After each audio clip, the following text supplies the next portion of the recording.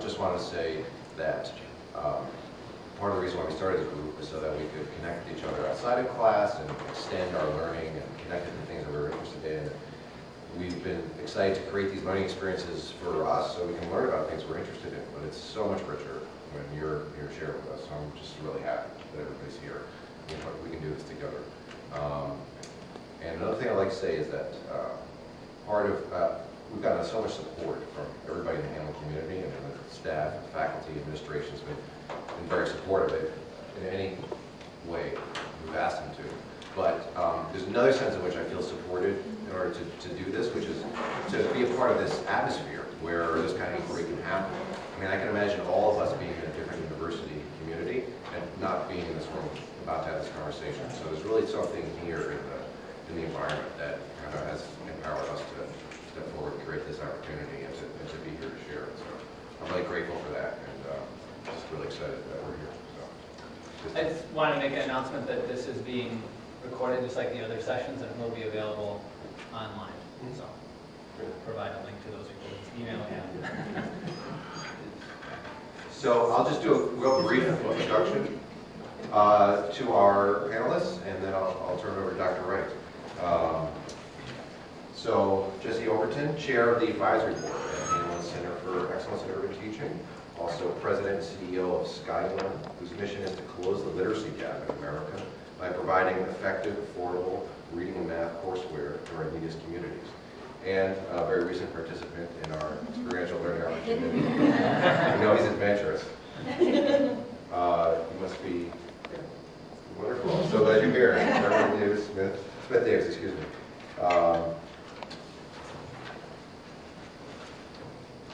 Is coordinator of the TAPS program at Broadway High School for pregnant and parenting teens, former English teacher and administrator, published poet, and former leader and participant in the SEED program, Seeking Educational Equity and Diversity. Georgette Norman, director of the Troy University Rosa Museum in Montgomery, Alabama. A former drama teacher, also founder of the Alabama African American Arts Alliance, and former executive director, and independent consultant in the arts education, program design, and implementation, and gives workshops in creativity and cultural diversity. So we're very happy to have him. Thank you so much for making this trip. Walter Enloe, professor of human studies here at Hamline, former K-12 teacher for 18 years, taught kindergarten and high school at the Idea School in Atlanta, and principal teacher for 8 years at Hiroshima International School, also co-founder of the Hamline School here in St. Paul, and currently he's working on the 2020 Clear Vision Service Clinic program for Hamline. And today's panel will be moderated by Dr. Sheila Wright, Dean of the Hamline School of Education, formerly of St. Xavier University in Chicago, and has been a faculty member at Carleton College, Minnesota State University in Mankato, North Carolina State University, and several others, also a background as a visual arts teacher. So, turn it over to you, Dr. Wright. Thank you so very much. And thank all of you for coming on a Saturday and exploring topics that are deep and serious and of great value to us all. When I first came in, I said, this is a hot topic, not because the room is warm, but because it is a topic that's near and dear to our heart, and I know of that of all of the panel members. Now, you've heard a brief overview and introduction of each of our panelists, but this in no way captures the essence of what they have done and what their experience might be. So I thought we'd begin the panel by allowing them to go down and just give us a little bit of a snippet of what brought you here today, centered around this particular topic and expertise relative to that to share with us today. Well, thank you very much. I would like to start by saying it's been the history of my life that others have trailblazed this subject matter we're going to talk about today. I'm not here to give you a history lesson in the 20th century and previous 400 years of social inequities in this country.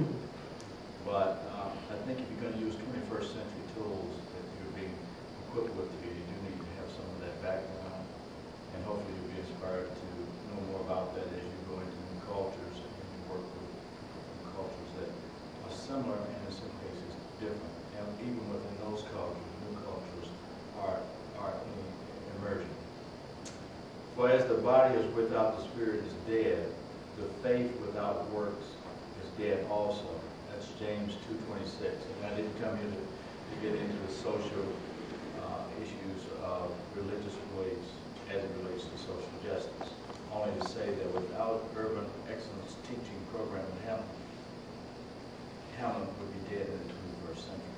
And I look forward to talking more about that. I guess I'd say, unfortunately, social justice is often meant resistance to the status quo. I mean, the hope is that the status quo would become doing the right thing without it. So, my generation lived a lot of the resistance to the status quo, from voting rights acts to Title IX for women, the whole civil rights movement, and just being Black American. So it's not an external topic. It's part of the fabric of life we live, and therefore central. Please. I was really excited when I got the call about coming up here. I'd like just to add that I'm going to be a teacher. My undergrad is in history. My graduate degree is in education. In fact, I have an MAT, Master's of Arts in Teaching. So I clearly know where you sit in the business, and I've taught from kindergarten through college. So I truly understand. So I'm here for that thing. I was in the second cycle of teacher corps. You probably know what that is. A Peace Corps. Peace Corps was across the water. And then the country began to realize that we had an issue here. And that was children are learning. What's happening in these schools?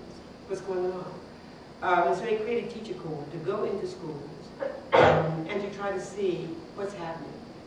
And in my particular, I was in Virginia. And we created what we call the MIND program. It was meeting individual needs daily. I must say that I am most upset, and all of us have profound dismay, that eventually became what we call now special ed.